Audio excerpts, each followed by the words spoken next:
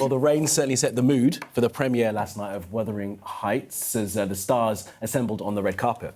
Yeah, Margot Robbie, who plays Catherine Earnshaw, has dazzled on the red carpet in Victorian Gothic fashion alongside Jacob Elordi, who plays Heathcliff. And Emerald Fennell is the latest director to venture into this adaptation of Emily Bronte's classic novel. Fans are pretty excited, especially after the success of her last project, Saltburn. So let's hear what the stars had to say about working with that director. She always thinks of the audience when she makes a film and writes a script, like what is going to give the maximum, emotional impact for the audience? How is it going to be most entertaining for them? As opposed to maybe letting it be a more cerebral kind of exploration. It's more of like something coming from your gut, your heart. Well, Em is an actor herself, so she knows what it's like to be going into a performance. So she gives us this 2-week rehearsal space, which you don't often get on movies. So, Emerald builds that as a director. And what's she like as a director? Because seeing this, the third film now, every time it's such a unique production, every single one that she creates. What's it like as an actor having someone like her being at the helm of a film like this? I don't use this word lightly, but I find her a genius. Why? Watch the movie.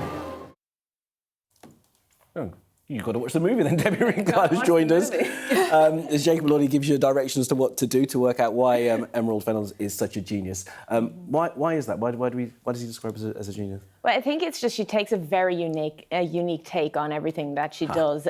She had Promising Young Woman. That was her first feature debut, and that was the one that she got original screenplay, won an Oscar, won a BAFTA for that, following then up with Saltburn, which had everybody talking about bathwater and Barry Keoghan.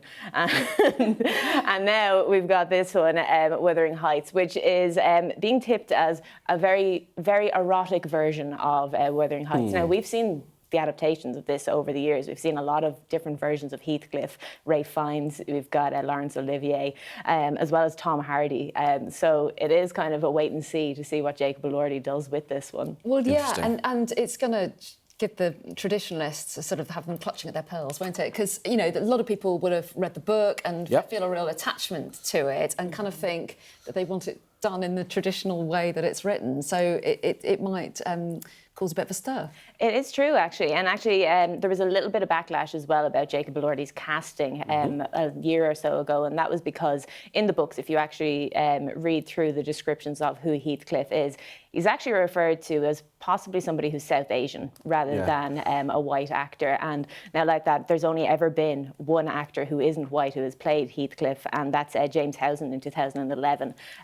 So seeing that Jacob Elordi is now back again in this spot, it's kind of raising those questions online. Beauty of social media as well is that fans get to actually speak their mind before the film comes out. Well, and spread the word about it, because it's already had a lot of publicity, hasn't it, before it's even opened? Yeah, massively so. I think the word used, and it might be offensive, is swarthy to describe Heathcliff in the book, which obviously Jacob Elordi is from New Zealand, so perhaps doesn't have that characterisation. Is that going to be a problem for them? We have to wait and see, really, about it, because, of course, there was other description of him as a Lascar, as a South Asian sailor as well in this thing, and as well, when we looked at the LA premiere for this, Emerald Fennell actually spoke about that, and she said that the reason why she did it the way she has chosen this casting is it's how she envisioned the story, and that it's a little bit, it's her version, it's her iteration of Wuthering Heights. Okay. And this time of year is, it's probably appropriate because the weather's awful, that it's a great time to go to the cinema, isn't it? Because so many of the great films come out ahead of award season.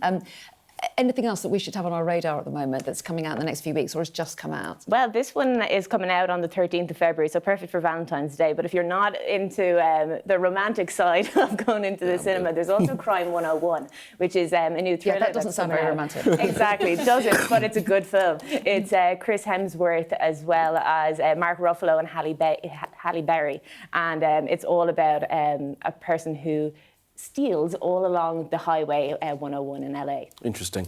Sentimental Value is well nominated for the BAFTAs and the Oscars. You were meant to go and see it. Did you manage to catch it? I'm going to see it next week. Okay. But I really want to see it. This is a Norwegian film, isn't it? Yes, that's one of Stellan Skarsgård and Elle Fanning. And I heard it kind of got a 19-minute standing ovation, which sounds extraordinary. This is the part that I'm always... many minutes? 19! It's the part that I always question, because no matter how good a film, I'm not standing and For 20 clapping minutes, for 19 man, there's minutes. no I don't chance. care. there's no... Your hands will be getting tired, your legs will be getting sore. I mean, what's going on? Spill your popcorn. Of course. Is there one that you would give a 19-minute standing I mean, ovation to? they would... No, I mean, maybe no. There's nothing... I don't think 2 that I was... minute? I might give a 2 minutes standing ovation to Sinners. I thought that was a really good picture, which is Brilliant film. nominated Well, this year. that's doing so well. Did you watch that? I told you to watch that last weekend as No, well. I thought I might be a bit scared. It's a brilliant film, and it's got that Irish moment as well. It You know, definitely has, yeah, the moment I exactly. saw that, my Irish dancing came back into me. I was like, It great. has, it Now really I'm going has. to have to watch it so I know what you're talking about. No, Sentimental Valley is meant to be really, really good. A sort of a heartfelt sort of family drama that I know we are going to try and get to see eventually, Anna. Yeah, and so have you got a little tip for what you think will do well? Obviously, we know what the nominations are for most of the major awards now, and as well as Sinners, is we've the one, got right? A One Battle After Another, Yeah. Hamnet. They're all doing well, aren't they? What's your tip for which film might come? I do think the first. One Battle After Another is going to be the one that leads the way, as much as I would love Sinners to win so many of the awards. I think that the ones that they're competing One Battle After Another with, One Battle After Another, are going to top the poll. But we do have original screenplay. If that doesn't go to Ryan Coogler, I'll be heartbroken. Right. Oh, OK. Well, we'll wait and see. We'll see you after all the awards. We will. Good to see you, Deb. Thank you very much. I'm going to have to see Sinners now, aren't I? You are. I told you what you last Is it weekend. scary? Not scary. No, it's good. It's good. It's good. Nothing to be scared of, he says.